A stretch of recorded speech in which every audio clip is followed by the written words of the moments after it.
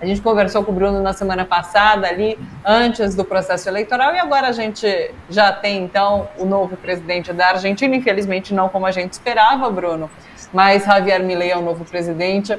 E aí, me conta, como foi receber a notícia, como foi a manifestação de ontem na Praça de Maio? Eu sei que teve uma reunião de bastante gente ali, conta mais pra gente, seja bem-vindo, tudo bem com você?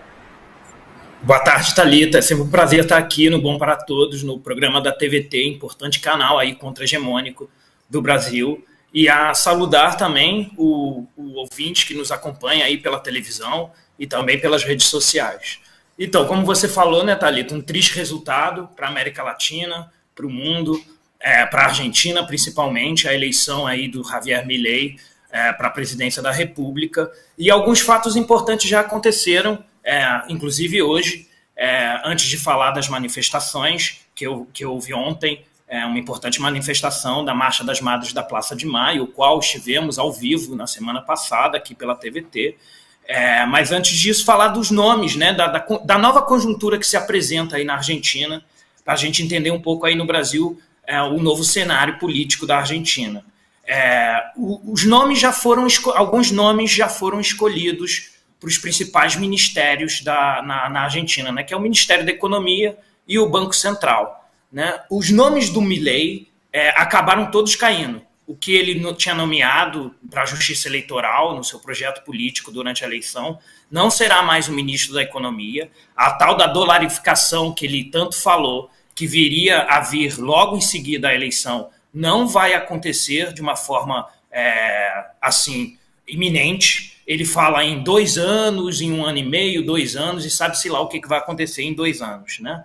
Então ele já vem recuando, o tal leão se apresenta como um gatinho agora, e inclusive o nome dele para o Banco Central também caiu, e os nomes que são apresentados são os nomes dos ex-ministros do governo do Maurício Macri.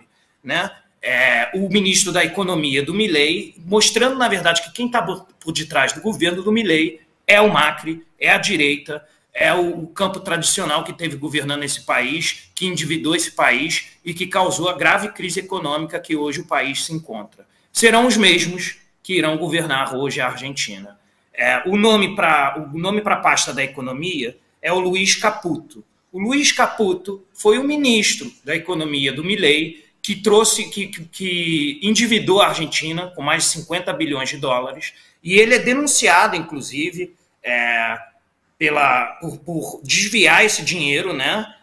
Houve denúncias graves contra o Caputo em offshores, em empresas estrangeiras, que ele desviou esse dinheiro de forma internacional. Então é mais um aí corrupto tradicional da direita que vai entrar aí no Ministério da Economia e que fez o Milei, então, recuar nessa pauta da dolarificação total da economia. O Caputo também, é importante lembrar, que ele está metido, a família dele, a investigações que apontam que a família do Caputo está metida na tentativa de assassinato contra Cristina Kirchner. Né? Há investigações que apontam isso, e o Caputo tem direta relação com isso, pois são membros da família dele. Né? E lembrando que a eleição na Argentina, apesar da vitória do Milei, há vários elementos em que levaram à ascensão do Milei, e um deles, como no Brasil de 2018, é o lawfare contra a maior líder de esquerda, a peronista Cristina Kirchner, que deveria ter sido a candidata à presidência, e 24 horas antes da inscrição de chapa, um pouco parecido com o que aconteceu no Brasil, foi decidido o nome do Massa. Né? Ele foi decidido assim, em última hora, porque o povo até então pedia a candidatura da Cristina Kirchner.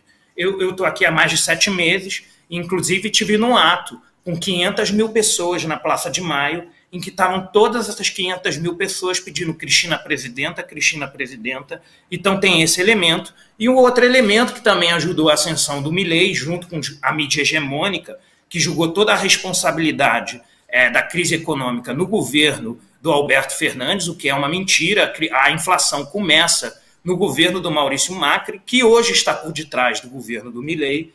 A inflação começa lá, o Macri, o fim do governo dele, ele deixa a inflação já chega a níveis de 70% no país, e ele passa essa bola para os peronistas, que, enfim, tem que assumir uma Argentina quebrada, uma Argentina inflacionada e devendo uma dívida externa gigantesca ao FMI. Então, todos esses elementos levam à ascensão do Milei, mostrando que, na verdade, houve toda uma manipulação daquilo que eles chamam de partido judicial e também do Fundo Monetário Internacional para eleger o Milei. Né? E além do Caputo, que está metido em tentativa de assassinato contra Cristina Kirchner, um outro nome que apresenta para a segurança do país, isso já prevendo os protestos que vão vir contra as medidas neoliberais, que o povo argentino, os movimentos, principalmente o movimento sindical, é extremamente forte aqui, e ele já prevendo isso, botou o mesmo nome na segurança do ex-presidente Maurício Macri, que é a candidata que ficou em terceiro com a Patrícia Bullrich, conhecida por ser extremamente, quando teve na segurança no governo do Maurício, lançou a repressão solta no país, a então adotar as medidas neoliberais que o Maurício Macri colocou nos seus 4 anos de governo.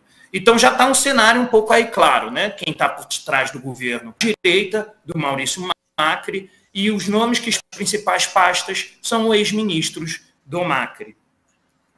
E vale lembrar, Bruno, então, que... Sim, por favor. E há uma contradição nisso tudo, né? Porque Javier Milei chega à presidência como esse outsider, né? Como esse novo nome na política, que vai fazer um governo diferente, que vai fugir do convencional, e daí ele imediatamente, após assumir, coloca políticos tradicionais, como os do governo Macri, como a própria Patrícia Bullrich, no seu próprio governo. Há alguma crítica aí da própria direita, dos próprios eleitores de Javier Milei em relação a essa composição do governo? Então, essa composição se deve, Thalita, porque a gente tem que analisar o seguinte fato, né? O Milei não tem poder absoluto no país. Isso aqui é uma democracia e as propostas deles têm que ser aprovadas no Congresso e no Senado. E apesar do Milei ter ganho a eleição, ele sofreu uma derrota no primeiro turno, pois o maior partido no Congresso e no Senado, e a maior força política no Congresso e no Senado são os peronistas, que não terão muitas dificuldades se articularem bem com outras forças políticas, de criarem um campo para poder barrar todas as propostas do Milei. Eu posso aqui botar em números, né? Enfim, na Câmara dos Deputados, para você ter uma maioria na Argentina, você precisa de 129 deputados. Os peronistas, eles têm 108 deputados. A extrema-direita no Milei tem 37 deputados.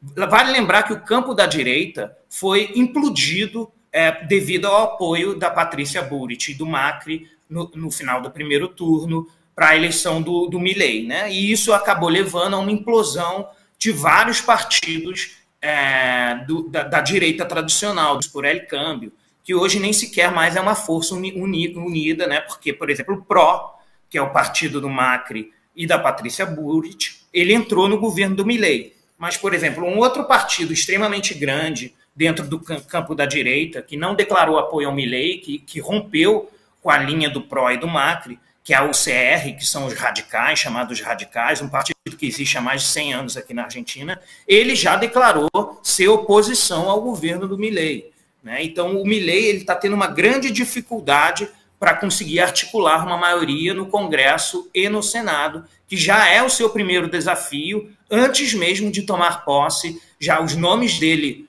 os nomes que ele tinha propondo nas pastas da economia, em várias pastas, todos eles estão caindo e ele está dando lugar à direita para tentar cooptar aí e conseguir uma maioria no governo. E está extremamente difícil. Ele, por exemplo, junto com o PRO, ele tem 79 deputados. E para conseguir uma maioria, ele precisa de 129. Ele ainda está muito longe. E sem contar que onde os peronistas são mais fortes é no Senado. No Senado, para você ter uma maioria simples, você precisa de 37 deputados. E a UP, a União pela Pátria, o campo peronista, eles sozinhos têm 35 deputados, né? Eles só precisam de mais dois deputados para barrar qualquer proposta do Milei. Vale lembrar que o Milei ele fala de privatizar o Estado, ele lança várias propostas de privatização. A primeira delas é a YPF, que é o equivalente da Petrobras no Brasil. Ela foi nacionalizada pelos governos kirchneristas e é o principal alvo do Milei de privatização, a YPF. Só que em 2012, no governo da Cristina Kirchner, ela lançou uma lei em que, para privatizar a YPF, ele precisaria de 2/3 do Congresso e do Senado. Ele mal consegue montar uma maioria simples, ele estaria muito longe de conseguir montar uma maioria de 2/3 para conseguir privatizar a YPF. E já as outras estatais, sem ser a YPF, ele teria que ter uma maioria simples para privatizá-las. Ele fala, por exemplo, de privatizar a Rádio Nacional, a TV, a Telam e mais 60 outras empresas, né? E todas elas ele precisaria aprovar no Congresso e no Senado, a não ser que ele passe por decretos de necessidades e urgência, mais ou menos aquilo que o Bolsonaro fez, urgências de privatizações, e isso também, para ele poder usar os decretos de necessidade e urgência, ele teria que aprovar isso no Congresso e no Senado antes de poder usar esse mecanismo. Então, na verdade, o Milei já se encontra em uma situação muito complicada, já dentro do Senado e dentro do Congresso. E aí é um segundo elemento, que são as ruas, né? Enfim, aquilo que a gente viu ontem, que eu vi ontem aqui com os meus próprios olhos. Eu me organizo aqui nas Madres da Praça de Maio, sou filho de presos políticos no Brasil e me organizo aqui nos movimentos de Memória, Verdade e Justiça. E ontem foi o dia mais cheio desde que eu cheguei na Argentina, que já tem mais de 7 meses. Foi o dia mais cheio da Praça de Maio. Semana passada a gente teve também um dia bastante cheio, mas ontem foi ainda muito mais cheio, né? Vieram sindicatos, inclusive o Prêmio Nobel da Paz, o Esquivel, teve presente. A sociedade civil está completamente organizada, eles estão em estado de alerta. Ainda não começou o governo do Milei, mas eles estão se reunindo e se preparando para resistir. Ontem mesmo saiu no jornal da Página 12, um importante jornal, um veículo de contra-informação aqui da Argentina, o Página 12, uma entrevista com um sindicalista das aerolíneas da Argentina, com a aeronauta, com o presidente do sindicato, dizendo que se for privatizar as aerolíneas argentinas, terá que passar por cima do meu cadáver e por cima do cadáver de vários outros sindicalistas, já preparando sair para um embate nas ruas, e o Milei, então, terá uma grande dificuldade, tanto nas ruas para governar, quanto dentro do Congresso e dentro do Senado, para conseguir essa maioria simples, né? Nem a maioria de 2/3 para privatizar a Petrobras deles, mas a maioria simples para fazer esses projetos. Apesar disso, danos já serão aplicados logo no primeiro dia de governo, né? Ele vai enxugar o Estado, ele vai fechar vários ministérios. A Argentina tem mais de 20 ministérios, e ele vai reduzir a 8 ministérios, mais ou menos.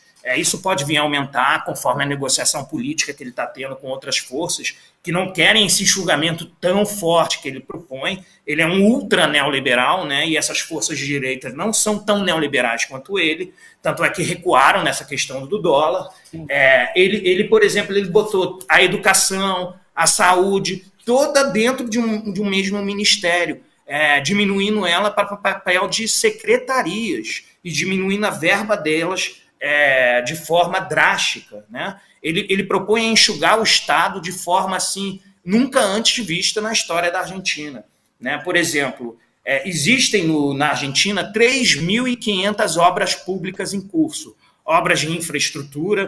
Por exemplo, aqui em frente à minha, estão fazendo uma obra na autopista que é o coração da entrada de produtos do campo para a cidade, e aqui tem uma obra com muitos trabalhadores aqui, e vai ser tudo interrompido, e especialistas dizem que só isso, só a interrupção das 3.500 obras, vão criar mais de 300 mil desempregados direto e centenas de milhares de outros desempregados de forma indireta, né? E isso sem contar o enxugamento do Estado, né, que ele propõe fechar inúmeros ministérios, que isso vai demitir milhares de funcionários públicos.